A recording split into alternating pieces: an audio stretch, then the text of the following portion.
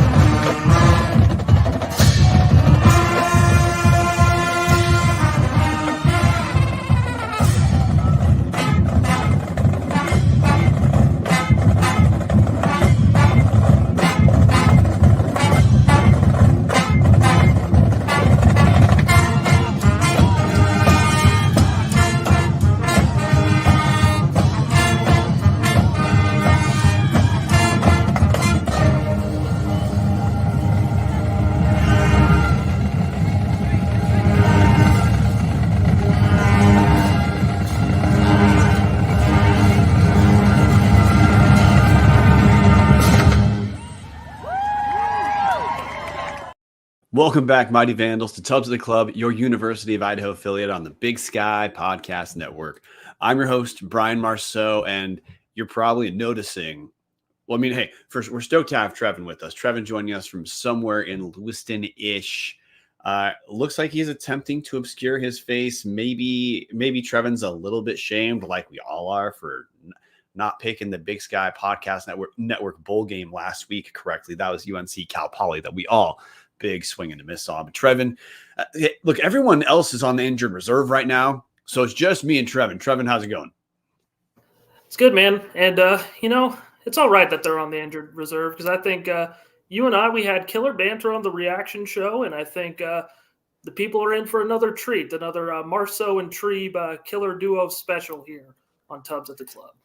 Yeah, well, hey, the important thing is when it's just two of us, and especially you here too, downside, we have fewer people to go back and forth with. The good news, it should be easier to stay on the right track. Right track. Yeah. Okay, so, hey, shows presented by Snake River Stampede Canadian Whiskey. Ron Lowney in the comment section, dude. The comment section MVP right away. Sorry. Agreeing with you, essentially, Nate Mink, that Trebe needs to find some Windex for his camera. I will be honest with you, fellas.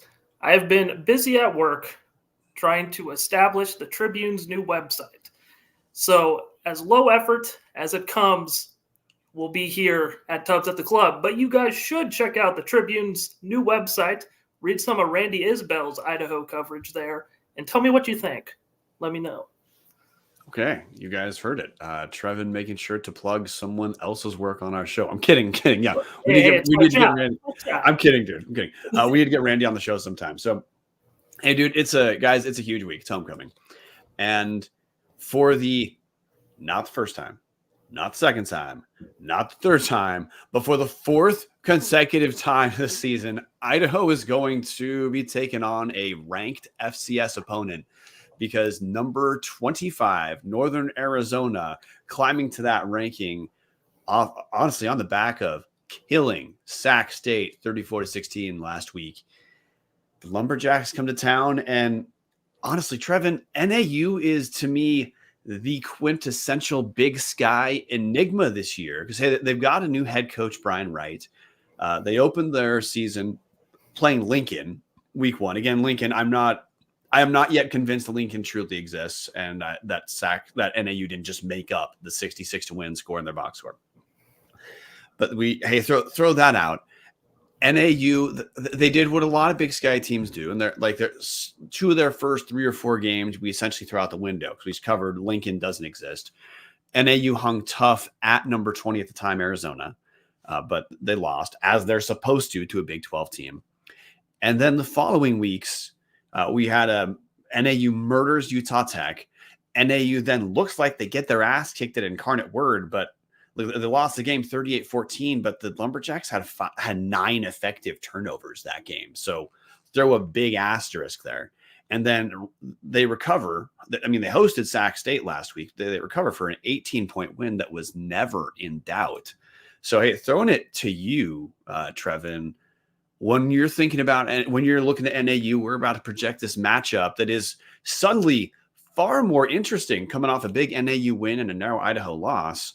What's the first thing your mind goes to? NAU is efficient at everything that they do on offense and defense right now.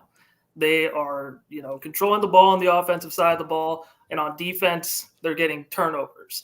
There's like a lot of momentum that's going on with Northern Arizona, and with Idaho, on the other hand, they're not so effective in some ways and are starting to kind of feel out what their weaknesses are. So you got one team riding a high that's pretty effective and one team that's kind of coming off of a high and is now kind of realizing where its weak spots are.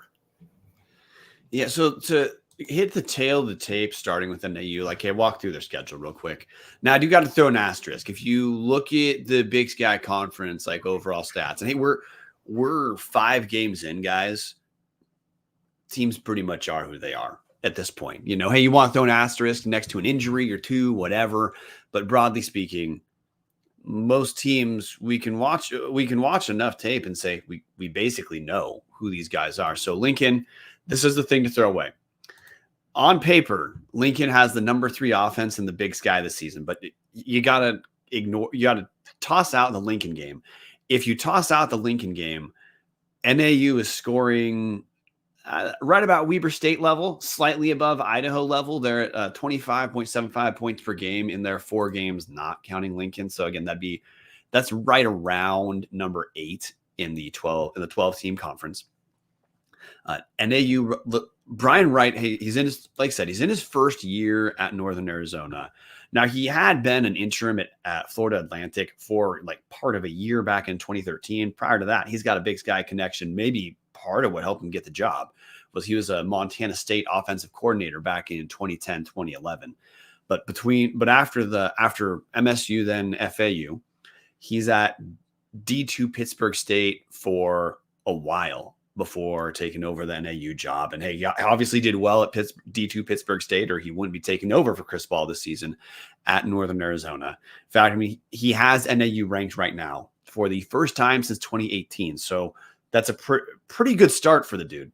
Offensively, they skew a little bit more towards running the ball than passing the ball. But the question we have that we're not going to be able to resolve this. Here, we're going to have to see what actually happens. Against Sacramento State, NAU was more effective passing the ball through it. I mean, they still rushed more than they passed, but Ty Pennington, quarterback, had his best game against Sacramento State last week on 21-25 for 240 yards and 2 touchdowns. But generally speaking, the template for NAU is they're going to run around 60-ish% of the time, pass around 40-ish%, a split that should sound relatively similar for Idaho fans. Defensively, The Lumberjacks list that they run a 3-3-5, similar to what Montana does, similar to what Northern Colorado does, although maybe we don't reference that team anymore. Our bad. However, most of the time it looks like they run a little bit more of a 4-2-5 in base, where they have one outside linebacker who's standing as a pass rusher up at the line on most plays. They've been holding teams to around 20-ish points per game. Again, Lincoln in there kind of inflates that, but all of NAU's games have been, minus Incarnate Word scoring 38. NAU's kept everyone that counts number 20 at the time, Arizona, to right around 20-ish points per game. So hey, that part is a big deal. Patty Frakes helped support the power ranking show last week with some NAU observations, saying that NAU was pretty damn good at getting penetration on Sac State's O-line, and Sac State is notorious in a good way for having one of the better O-lines in the league. So we have that basic background to start with, Trevin. So I guess tell me some players that you're paying attention to on the Northern Arizona end that are going to be impact players, or guys that, hey, when you're at the game, when you're at the Dome, screaming your lungs out so you jack up your throat for the post-game show. Who are the NAU players who you think could be difference makers this week? Yeah, no, I think it comes down to Ty Pennington, who I think really proved himself in that game last week. And I'm already Sac State. I don't know why I blanked on that. They won me the pick'ems this week. But they showed when they need to pass, they can pass the ball well. And Idaho is in a very similar situation against UC Davis. You know, Idaho notoriously a good rush defense, was able to stop Landon Ellison, but when Miles Hastings was forced to pass, or he had to pass, it worked out pretty well.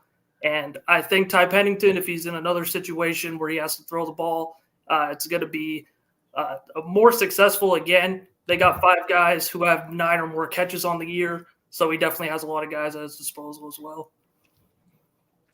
Yeah, so on the offensive side of the ball, now I'm going to talk about Ty Pennington because, like I referenced earlier, had his best game of the year last week against Sacramento State.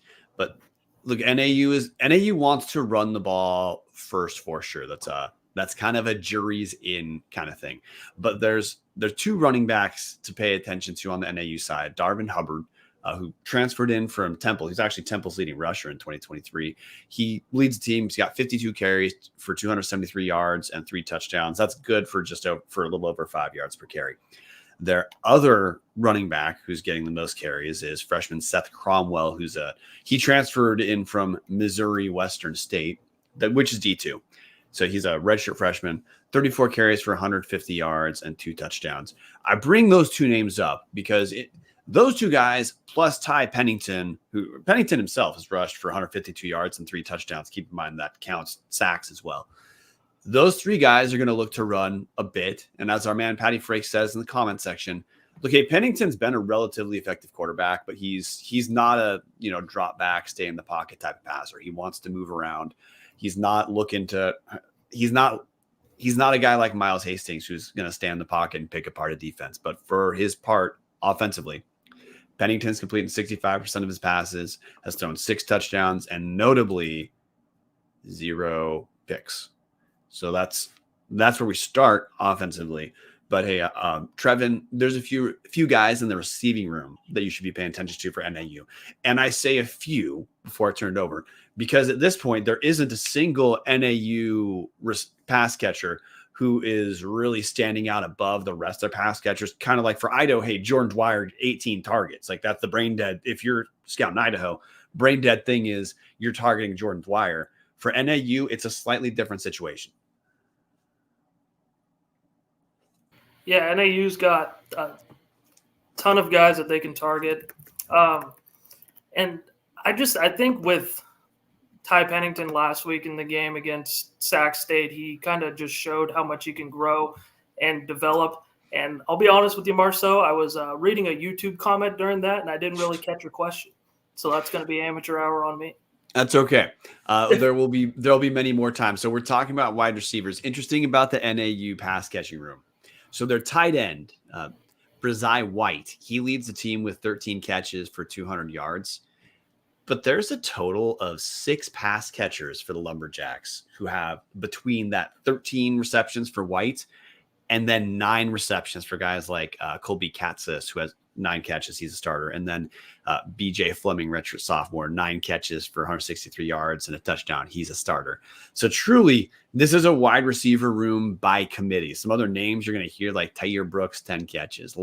Tay Lanier, I'm going to class it up and pretend that's Lanier, 12 catches. But just, again, there's 5 dudes between 13 catches and 9 catches for NAU. Ty Pennington is absolutely spreading the ball around. Offensively, kind of what's been the kryptonite, you'd say, for NAU is they're not a particularly great pass blocking team. Patty Frakes bringing up that, look, as a team, here's Patty Frakes' comment section. They're, meaning NAU, nowhere near as effective when put into situations where they have to throw the ball. They aren't a good pass protecting front, and Pennington isn't at home passing from the pocket. So, hey, that's when we talk the Idaho end in a minute. That's obviously going to be a point that Idaho's going to like. Trevor, I'll let you talk about that one later, about whether Idaho can exploit that.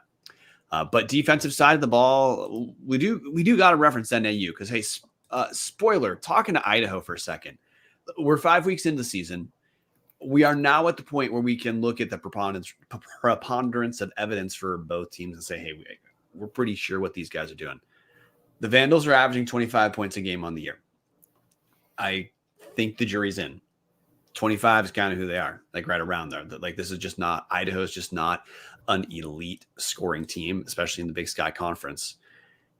Well, NAU, I mean, hey, throw a few more points on the board when we throw the Lincoln game out. But they're a team that gives up right around 22, 23 points a game.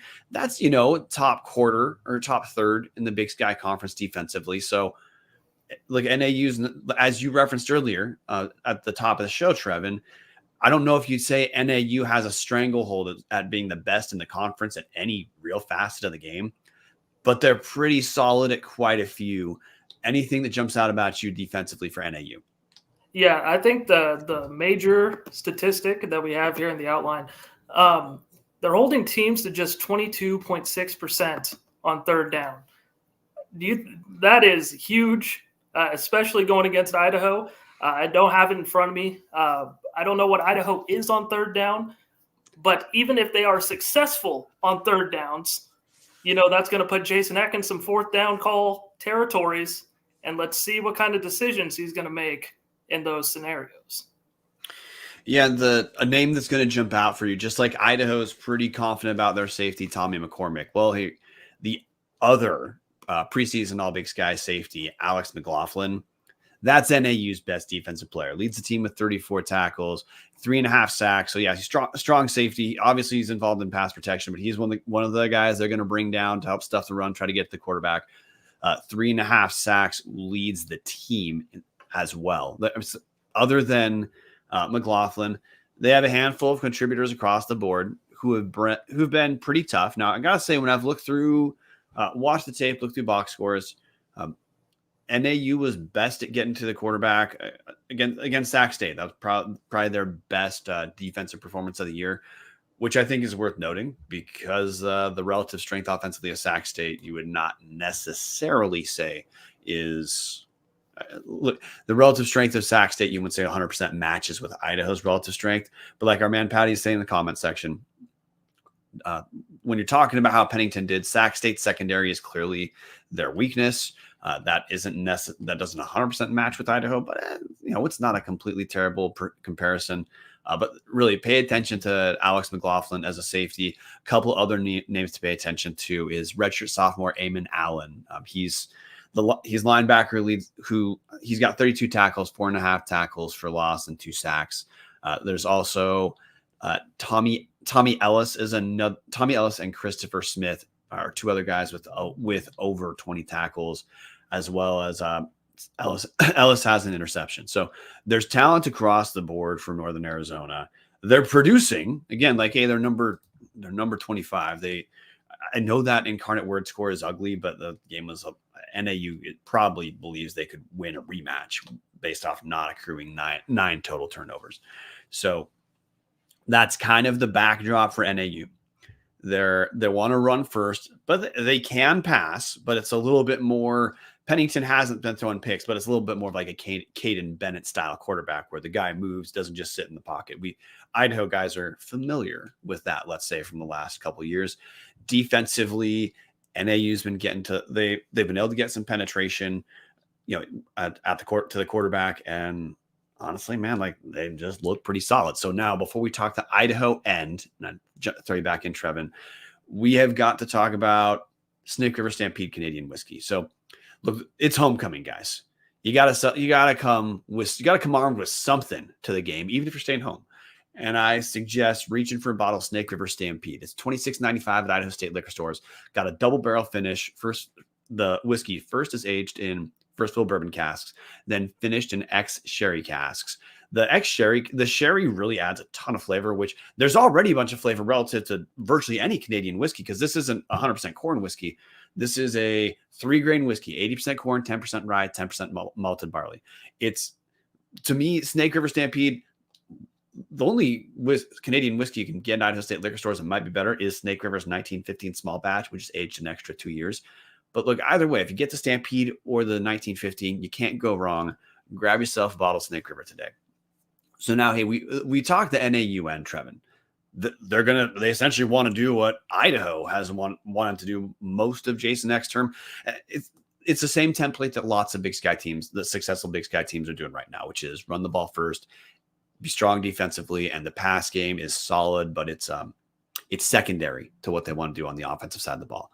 Let's talk the Idaho and Trevin. So phase one, what do you think Idaho's got to do to be able to get this win? Because to me, I want to talk the stakes for 1 second. This to me is a de facto playoff games in some way for Idaho. Because if Idaho's looking at hosting in the first round, there's essentially one game the Vandals can lose the rest of the season. And full disclosure, I would rather have Montana State be the team that Idaho can happen to lose, and it's not that big a deal. So to me, this is a very big game for the Vandals. You thinking about what Idaho's got to do? Where's your head go first? I think it goes first on the defensive side of the ball. Honestly, I think, Northern Arizona, we've touched on it, the whole first half of the podcast. They want to run the ball. Idaho has shown so far they're good at stopping the run. The quarterback presents a different issue last week than Miles Hastings does. He's going to try to get out of the pocket. But when he does throw the ball, the secondary has to play better. And hopefully they are healthy, because last week was not their best performance. And the linebackers have kind of shown that they're not the best in coverage. So really trying to put the nail in the coffin defensively for Northern Arizona. So if Idaho builds another big lead, there's no way that they could come back from this one. Yeah, so the first thing, and I want to hit on this, Ron Lowney brought it up earlier, is matchups. And look, we know we've covered this exhaustively. Idaho is a very good defensive team. They're kind of like Montana State in the sense that if you're going to try and beat Idaho, you're going to need pretty damn good play out of the quarterback, because we just saw this against the most talented running back in the Big Sky, Ellison, last week. Idaho completely shut down the run game against UC Davis. And full disclosure, NAU has a couple solid backs, but like we just talked about, that their line play is not the relative strength of NAU, and they don't have Landlers in the backfield. So what's first defensive key for Idaho? Get penetration, which they should be able to get against Northern Arizona. Shut down the run game like we've seen them do most weeks, and make Ty Pennington have to make plays through the air. His numbers are solid this year. He has not thrown any picks, but Ty Pennington has also not been asked to put NAU on his back and win any games for them. And I think that's what Idaho is going to try to make Ty Pennington have to do. That's where it at least starts on the defensive side of the ball. And so defensive keys or players in this game, Trevin, that with that as kind of the backdrop, because I think we're in the same place here. That's going to be the template for Idaho. So they want to get to the quarterback. They want to shut down the run and make Pennington's life miserable, make him play a kick-ass game for this to be competitive. Any players in particular on the Idaho end you're going to have your eye on for this matchup? Yeah, I'm looking at I think first and foremost, you got to look at Keyshawn and Malachi to try and be game wreckers, because that's going to be, huge on the defense, try to get pressure on Pennington throughout this one. And then honestly, just really looking at every member of this secondary to try and win their matchup, because they have guys that can catch the ball. I mean, we've talked about it. All these receivers can get open, all these targets, and these linebackers need to win their match probably more specifically. Zach Johnson kind of showed his weakness in pass coverage on that touchdown play. Jackson Eck, in coverage, it's kind of been, I can't really recall an exact moment him in coverage. It's been limited. So those linebackers kind of have to show me a little bit more in pass coverage and win those matchups, I think. Now, on the offensive side of the ball, this is where, I'm going to go to Colin Hughes, a guy who we'll talk about later in the comments section. Colin Hughes saying, no trick plays, take points, pound the rock, high percentage passing game, keep the defense off the field 55, 65% of the time. I like our chances with that formula. So, Colin, I agree, but here, let's honestly, I want to take Colin's point as kind of the reference point for talking about Idaho offensively, because Idaho look, again, we're 5 games in the season, right? Like, we kind of know who teams are. Idaho hasn't really shown the ability to have extended possessions that lead to points in the way they had the last couple seasons. For a lot of Idaho's points, they're relying on big plays to really eat up the majority of their scoring drives. So question here is Northern Arizona a team that Idaho is going to be able to do that against? Because they just picked off Carson Conklin twice and made Sacramento State look pretty damn bad in last week in Flagstaff. Now, this is not in Flagstaff, and that's a thing that matters too, because this homecoming, ticket sales online are reported as being damn near a sellout. So this is going to be a kick-ass Kibbie Dome environment. And if Idaho can start off on the right track, Trevin, and get the crowd into it, I think there's a lot of ways where you see how this matchup, though we talked about this as like, hey, there's some tough parts for Idaho. This is a tough matchup for Northern Arizona. We covered the defensive side already about where I think kind of advantage Idaho. And this is the style of team that Idaho is built to pick apart defensively. But now, offensive side of the ball, the trick plays thing, Colin, I know Randy Isabel wrote about that this week. I know we talked about that this last week, and Idaho scoring 25 points a game. 3 points is a big deal when you're a team that scores that way. So we know the 4th down conversions aren't going to go away, and I don't want to pretend like none have been successful. Idaho beat Wyoming because of converting for touchdowns on 4th down twice, but we've had a bit of a drought. So I'm with you, Colin, I'm game for a little bit less gimmicks. I just think some of the gimmicks that have worked for Idaho offensively, teams are scouting and they're doing okay with. And I also just think that Idaho's coaching staff, when they've had troubles, it's when they outthink themselves, get a little bit too cute. Hasn't happened much because Idaho's pretty much kicked ass since Jason X here. But when there's any problems like that, I usually think it's the coaches kind of getting ahead of themselves. For the game itself, I'm curious to see how the quarterback situation plays out. Because there's no reason to believe at this point, to my knowledge, that anyone but Jack Wagner is going to be the starter. No two deep has been released. Idaho's been releasing their 2 deeps pretty late in the week so far. So actually, Charm, before I go further, does the LM Tribune have any update on Jack Wagner's situation? No update on the Jack Wagner situation this week. Randy Isbell was actually off today. Must be nice. Yeah. Okay, so hey, we got 2 questions. Although I'm gonna expect until we see otherwise that Jack Wagner is the quarterback.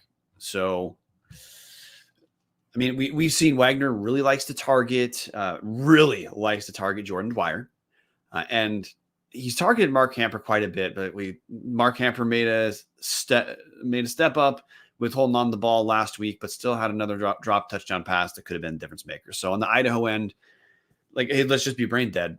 Idaho needs to have less drops. That's 2 parts. The wide receivers got to catch what they can. Wagner's got to throw a few more routine catches. That has to happen at both ends. That's the wide receiver end.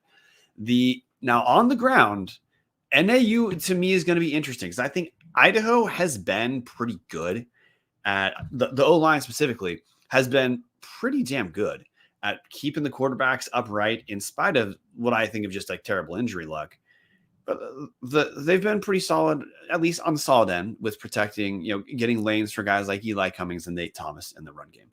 But I feel that Idaho last week passed more than they rushed. That's not the strategy that I think that Eck wants. Trevin, I'm hoping that we get back to that 60-40 split of 60% rushes, 40% passes, kind of like NAU wants to do. What do you tell me what you're hoping to see in the Idaho run game? Yeah, I think it's about time, that they lean on Nate Thomas and Eli Cummings. Like they need to do that at some point this season. Those two have proved to be a dangerous duo. They proved to be effective when the ball's in their hands, and the offensive line is their best when they're run blocking. I have often been tough on those guys, and I think, they have had some bad injury luck, and I think in pass blocking they've been, they've kind of got a little worse the last couple of weeks, but not near as bad as they used to be or have been. I want those two to get involved, and I want just an old school Eck drive, an old school Eck game for once this season. Like, let me see it. Let me see it on homecoming, for God's sakes. Let's see a fucking 13-minute drive. Yeah, and the other thing on the run game that I want to talk about is actually the quarterback run game, which is last week.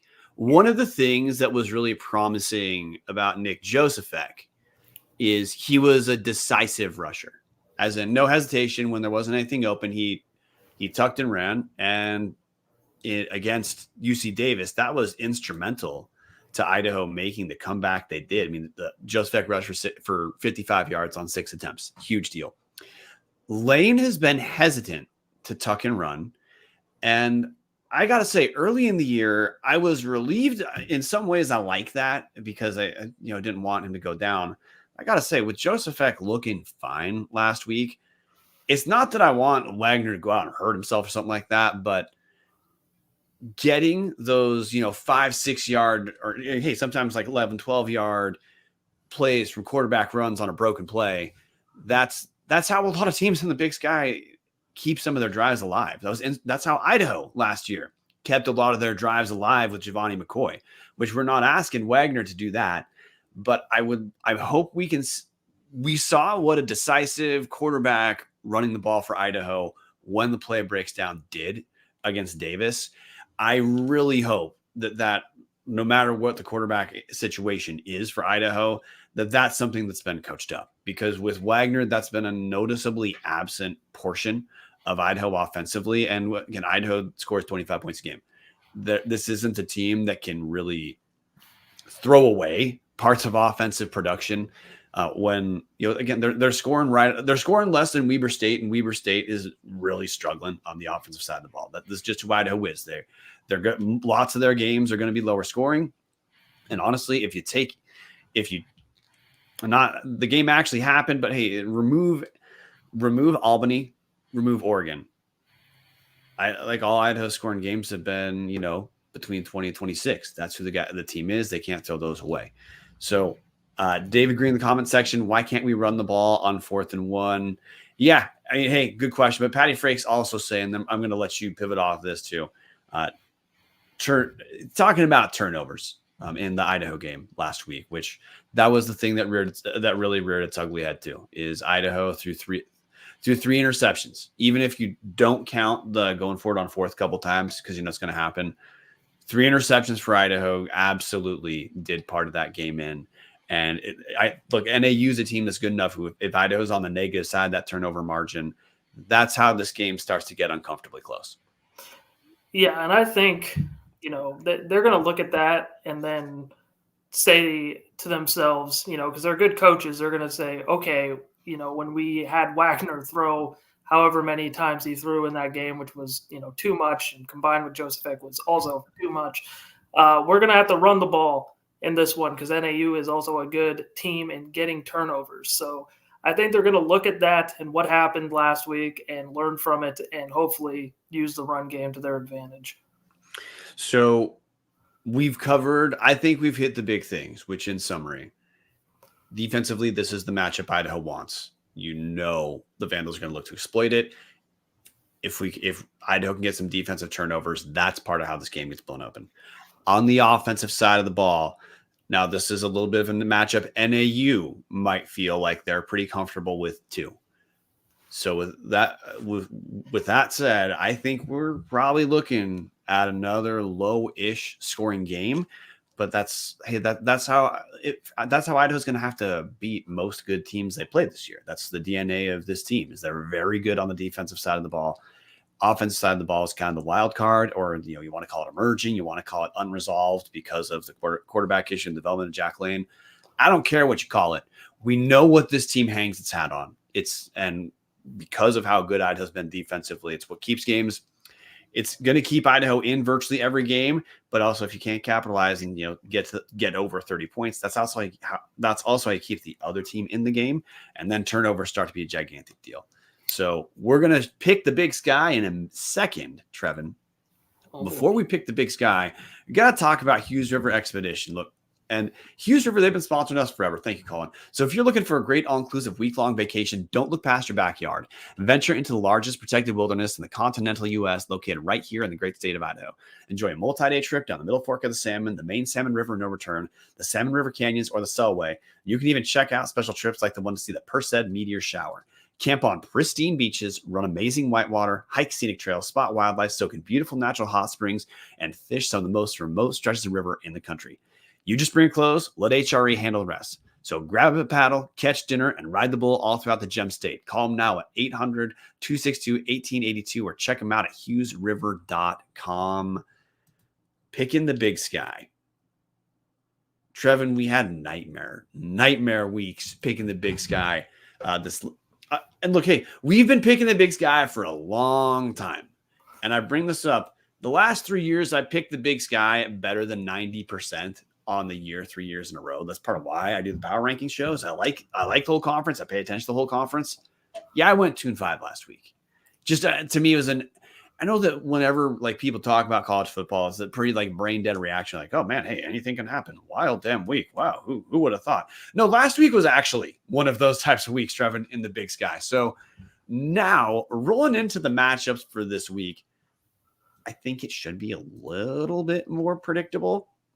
Yeah. We're going to start at the top, and I have no idea why Montana is not the first matchup, but whatever. Hey, Idaho State at Cal Poly. Trevin, who you got? Well, as this week's Big Sky Pick'em champion, I have a feeling, and that feeling is Cal Poly is riding a high, and they're going to beat Idaho State this week. So I'm picking Cal Poly. Yeah. So Cal Poly, what is kind of interesting to me about Cal Poly is Jaden Jones is back as a starter. He was a dual threat QB a couple of years ago. Actually looked good as a freshman. Then blew out his knee. I hadn't seen the field for a year and a half and was third string this year, but started last week, led Cal Poly to the promised land win in the Big Sky Podcast Network bowl game over vaunted Northern Colorado. But no, dude, Idaho State is the easy pick. So Idaho State actually looked pretty solid against Montana State. Their quarterback situation is, it looked like it might not be resolved, but it is. Hey, Kobe Tracy is the guy. He threw 2 touchdowns last week against Montana. And on the season, Tracy's been pretty stable. Seemed like he came out of nowhere, took over Jordan Cook's job, but he threw 19 touchdowns at Utah Tech last year. He's thrown 8 touchdowns this season. I think Idaho State, I'm going to use, I call this the dreaded F word on the Big Sky Podcast Network Power Ranking Show. Idaho State's frisky. They're a little bit more diverse offensively this year, and they're looking a little bit more physical. So against Cal Poly, no, that's an easy win. The bigger deal here for Idaho State is if Idaho State's going to show, I think if they're going to prove that, hey, they've taken a step out of that bottom third of the conference, these are the games where they need to kick teams' asses. So we both got Idaho State. Next game in our outline, UC Davis travels to top 5 Portland State. Well, UC Davis, after that big win. Okay, one thing I want to assess here is that UC Davis has the easiest month of October in the whole conference. They're going to play top 5 Portland State, Cal Poly, Eastern Washington. They are just going to blow through that. And coming off of a big win after beating Idaho, UC Davis, they're going to climb up the FCS rankings just after that, especially if some of the top teams, take some losses. UC Davis wins this one easily. Yeah, you hit it on the schedule thing. Davis already has 4 wins. Now, one good win versus Idaho, so not going to write everything off. 3 kind of garbage wins, but hey, that's 4 total, and the garbage wins are still all FCS wins. So you absolutely hit it, Trevin. There is no way, unless Davis just face plants, that they don't head into their November 9th matchup in Missoula at 8-1. Yeah. Which 8-1, you're starting to talk about, hey, you're pretty much in the playoffs. So, yeah, no, Davis is going to win. Top 5 Portland State is not going to be able to hold down Larison the way that Idaho did. And Portland State, I'm never going to forgive you. I don't know why I picked Portland State over Chattanooga last week. I can explain why. I templated without looking up Chattanooga because I think I've been pretty open about this on the show. I don't really care about teams who aren't in the Big Sky or Missouri Valley. So I just ran the template. Okay, team in the Big Sky that sucks, team who's not in the Big Sky or Missouri Valley and sucks. I'm going to brain dead pick the Big Sky team. No, catastrophic mistake. So yeah, we're both on the UC Davis train here. Northern Colorado, number 12, Northern Colorado in the Big Sky Conference Power Rankings, traveling to Bozeman to take on the, I think, number 3 Montana State Bobcats. Northern Colorado, the heartbreakers of Tubs at the Club. Nobody ended up winning the giveaway because Northern Colorado shit the bed. Montana State wins this one. I think Ron said in there they're 38.5 point favorites. They might win more than that. I'm going to say they win by 41 points. Montana State does in this one. So before I get to my dramatic pick, because no one has any idea the direction I'm going here, a couple things in comments section. Hey, talking about Idaho State, Crewhead76 says Hawk and Son, meaning ISU, they're going to win by 14. Patty saying, hey, the Davis PSU game. And yes, I'm talking about the other games because Northern Colorado, I don't even, it's sad in Northern Colorado. I don't even want to make fun of them, but what am I going to talk? Northern Colorado is going to be competitive. Good one. So Patty Frake saying letdown spot, but Davis is going to shred the PSU defense. PSU's defense has been worse than Eastern's this year, which is a bit of a feat, you could say. Jason Mayer saying Davis, but it's closer than it should be, 28-21. And Ron Lowney, poor PSU. Okay, now further down, Steve Kurtz picking UC Davis, saying UC Davis struggles at first, but then rolls in the second half. And Patty Frake saying he's talking about the I know, Patty Freaks, you're still talking about Portland State. So we're done talking about Portland State. Everyone is picking Montana State. The question is, will Montana State cover? Colin Hughes saying UNC loses and doesn't cover the nearly 40-point spread. Patty Freaks saying MSU is 1-4 against the spread. Had to punch in a TD as time expired to cover last week, which is an interesting story. So, hey, other reason why Northern Colorado is number 12. Trevin, how many points a game are the Bears averaging? I have no idea. I'm going to say 12. I was going to say 12. Yeah, that's why I went with number. Okay, that's what they'll be now. We're going to say their number, whatever they're averaging points per game this year. Book that in. Yeah. So, yeah, Montana State's going to win easy. Montana State looks like a pretty damn complete team. Now, I will say we're going to talk about Montana State next week. Since opening at New Mexico, Montana State has not exactly advanced to a murderer's row of any sort. So keep some of the, how complete the Bobcats look with a grain of salt, but the sample size is what it is. They're Montana State is the best scoring team in the conference, the best scoring defense team in the conference right now. Hard to do better than that. Weber State at Montana. I am not going to pull a Martin with this one. I'm going to go with Montana, and hopefully Cal Poly wins that one so I can sneak off another Big Sky Pick'ems win here. Hold on a second. What? You picked ISU? No, I picked Cal Poly. Remember I did that whole lead up? Oh, my God. Okay. Why? Grandpa Marceau did bad here. Jesus. Okay, well, sorry, dude. A little bit floored. Anyone would watch Cal Poly and be like, "Oh yeah, of course, going with the Mustangs." Who else would you go with? Okay, so hey, you're going with Montana. Montana, fresh off one of the weirdest games that we've had in quite a while in the Big Sky. Like they beat Eastern 52-49. Absolutely, the Grizz tried to faceplant that game away in the fourth quarter. Gave up 28 points in the fourth quarter to Eastern. And just to buttress what Patty said about Eastern's defense being terrible, Eastern still gave up 2 touchdowns. So that was a 42-point fourth quarter in Cheney last week in what was essentially the Eastern Eagles Super Bowl game. So I add that as why that game is slightly weird. But Montana defensively is just I think they're not what they were last week against Eastern as a whole, but they're not. These Grizz are not who they were last season. So it's a clear at least half step back defensively. Their quarterback question is still kind of weird because Kealili Ayat was out with injury, but then Logan Fife threw 5 touchdowns against Eastern. However, most of those receivers were quite wide open. So we don't know what that means other than I will bring up again, like, hey, some listeners bitch that I know anything about Montana and have something to add when talking about Montana. My bad, dudes. Bobby Houck is famous for not really wanting quote unquote stars, or he's never really developed a QB anyway. So honestly, Logan Fife is the upperclassman transfer from Fresno State. He makes sense as our starter. He looked great against Eastern, and Weber State looks lost. Eastern has talent offensively. They know who they are. They know what they want to do. That's not where Weber is at this point. So I'm picking Montana for sure, which lets us circle back to talking our predictions and final points for Idaho NAU after reminding everyone, hey, dudes, you got to join Patreon at join the only Tubs Discord. You do that by joining the Patreon for Tubs at patreon.com/Tubs the Club. Costs less than a cup of coffee to join or more. We like getting more. That's cool. The big thing in the Discord, dudes, that thread is going all week, especially on game day, especially on road games. That comment section is absolutely on fire from wire to wire. If you're a Vandal and you want to talk Vandal sports online, I don't know how you could possibly not be in the Discord, but you should join that. And an extra part of our what Tubs is doing, which, hey, there's no cost to go into the tubstack.com or tubstheclub.substack.com, run by Jeff Liedeker.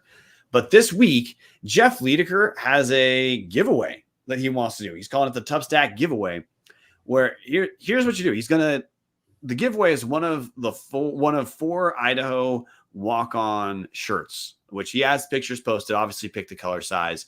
You can go to the website, look at the shirt options. But to take part in the giveaway, 2 things. You just got to subscribe to the Tubstack, which is free. There's no cost to doing that. And then second, comment below on his current post about the giveaway. That's it. Subscribe, comment. You're in the giveaway for the walk-on apparel shirt. So check out the Tubstack for the giveaway, but check it out too, because Jeff, with the help of Patty, they've been pumping out about 3 articles per week so far. So, hey, it's an extra Tubs offering. Now back to Idaho NAU. Trevin, before picking, any last points you want to talk about? Yeah, I think just what's going to make or break this game, I think overall, and we touched on it a little bit, but I think it's going to come down to turnovers. I think Idaho getting a turnover over a extremely clean Northern Arizona offense, and Idaho limiting the turnovers on their side of the ball with Jack Wagner or whoever's playing quarterback come Saturday. So just turnovers are going to be big in this one. Yeah, I think so too. I mean, NAU was able to turnovers were part of how NAU dominated Sac State, and it was part of how Idaho gave the game away last week. Idaho, for the most part, has been on the right side of that turnover margin, or the right track on the turnover margin. You got to expect that's one of the ways Idaho, to me, can blow this game up in their direction, or blow it in front of the big home crowd with, again, a top 25 NAU team. These dudes are good. So the comment section score wise is saying, now pretty unanimous up here. Jason Mayer, Idaho 35, NAU 9. Steve Kurtz, Idaho 24, NAU 3. Ron Lowney, our man in Bozeman, I think, picking Idaho 24-17. Colin Hughes saying Idaho 31-17, where Idaho has a big week offensively and defense does what it does. Captain 58, Idaho 45, NAU 21. Patty saying his picks are going to be in the tub stack. Yeah, like how Patty wants to buy himself a couple extra days of research. Very funny, very funny. Although he may be recovering from that quote-unquote flu that kept him off the power ranking show this week.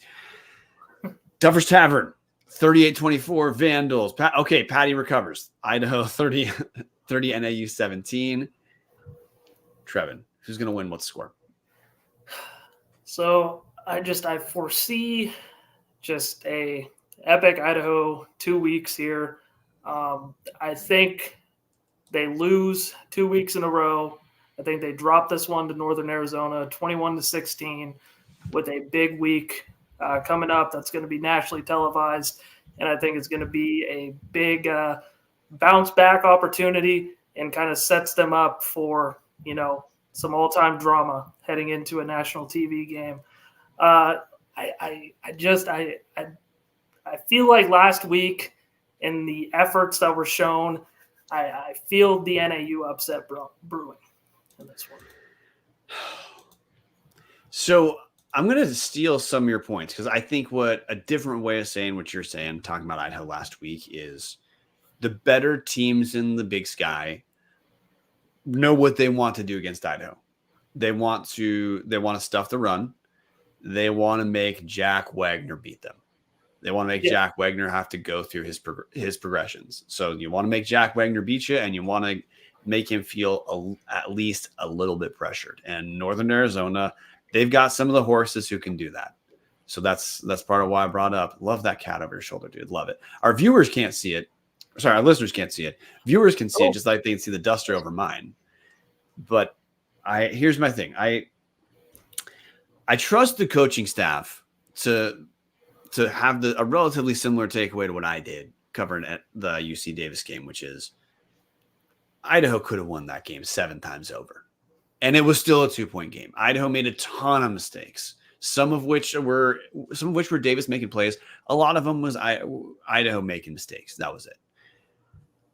I don't think we're going to see that level 2 weeks in a row. So give one example. Let's say Idaho kicked one of those field goals and they win the game by 1.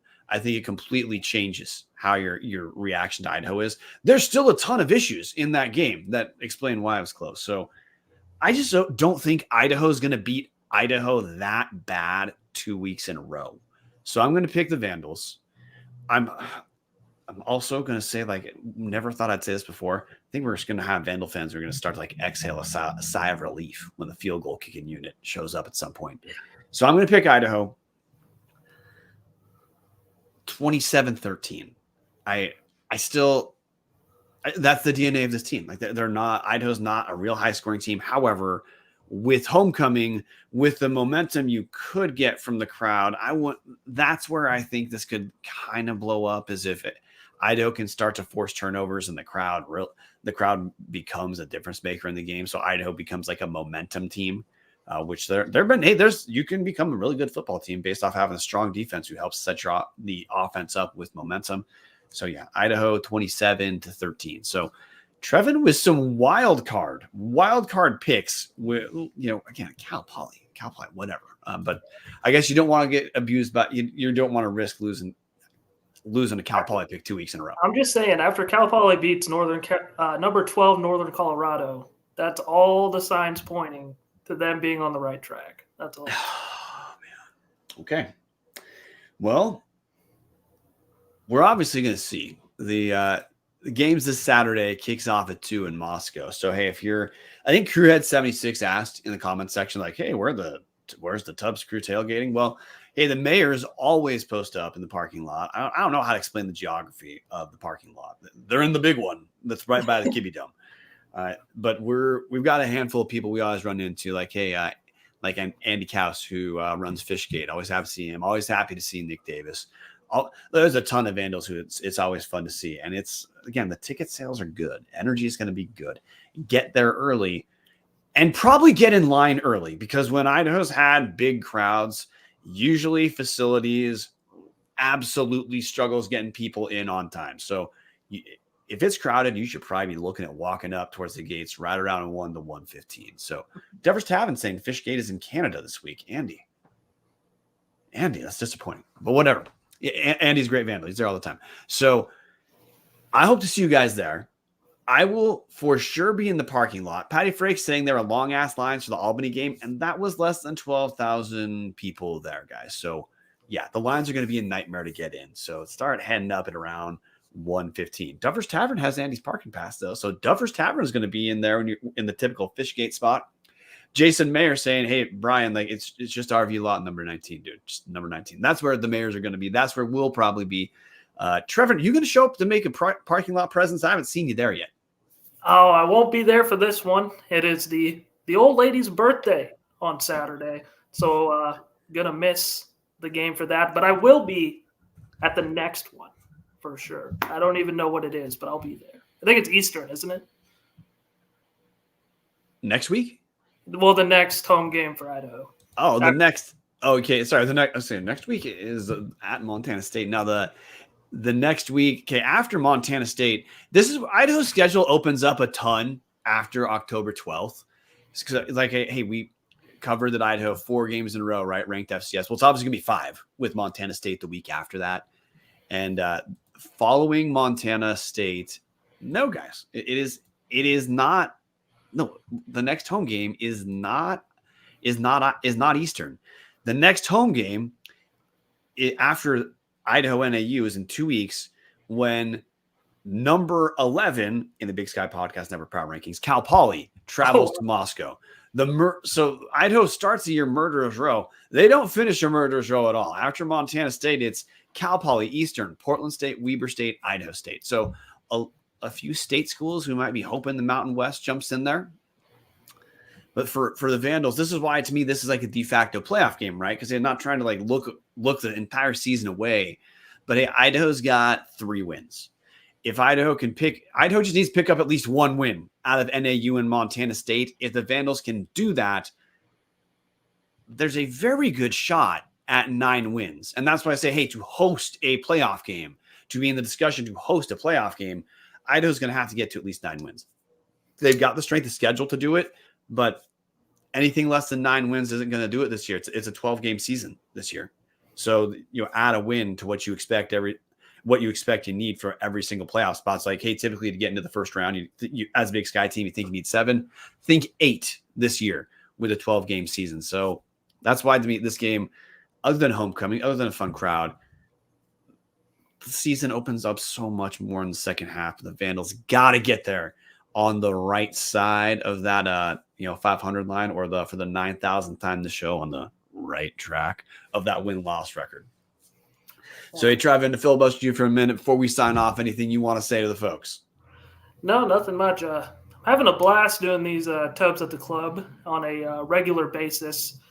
Shouts out to you guys. Really appreciate doing the show. Appreciate just the Idaho community. You guys are awesome, and I'm happy that you guys are a part of my life. I don't know why I went so sentimental, but it's okay. We love you in here too. It's been fun having Trevin as a bit of a heel every once in a while, like he was this week picking NAU, like he was this week picking Cal Poly. It's good because end of the day, I actually hate that phrase, end of the day, but we're you and I are the same way of like, hey, we're doing this for fun. Like we do it because we care, but if we care, like we want to not really suck. You and I tend to not, even though we're fans, we don't tend to understand this typically as like a direct binary, like, hey, everything Idaho good. It's there's a spectrum potential performance. As a journalist, that's kind of a sports journalist. That's your world. To say that the actual performance we're going to see, it's always hard to predict. And the dudes are 19. So anyway, we're going to sign off. Glad to have you as part of the team. Saying goodbye to everyone in the comments section. We got a Steve Kurtz saying, thanks, gents. V's up. See y'all in the dome. Steve, I'll be happy to see you there. Ron Lowney saying the Grizzlies still suck. Colin Hughes, appreciate you guys talking Idaho. Go Vandals. Pack the dome, folks. All right, guys, we're going to call the night, and I'm going to do my usual thing. Do I have a video queued up? Of course I don't. Of course I don't. Grandpa Brian's run the show. Martin, see you next time. When you have the world's shittiest producer, you get what you get. So I'm scrolling through the background. I'm going to find a video to play us away with. We're going to see you guys in Moscow. Go Vandals. Go Vandals. I got a lot of great friends in Pocatello, but there were just some ignorant people that were sitting behind our bench abusing kids and me. All I did was win there and leave there. And they're still bitter apparently 8 years later, which is their problem, certainly not mine. I've moved on, man. You know, like I said, I'm a Vandal, man. You know, I'm a Vandal. And 3 out of 4 years, that's pretty good. And they said, is the grass greener? Hey, grass is greener in Moscow. 3.